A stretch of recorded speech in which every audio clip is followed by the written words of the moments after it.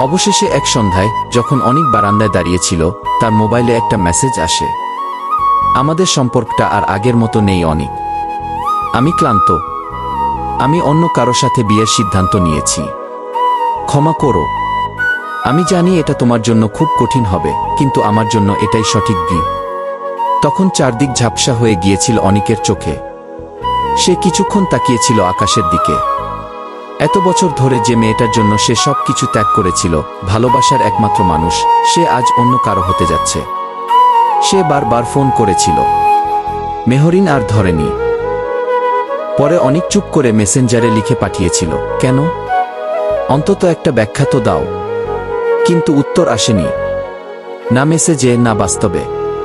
সেই রাতেই অনিক তার সব ছবি, মেহরিনের লেখা চিঠি, ছোট ছোট গিফট সব এক জায়গায় রেখে তাকিয়েছিল অনেকক্ষণ। পুড়িয়ে ফেলতে পারেনি, কারণ ভালোবাসা তো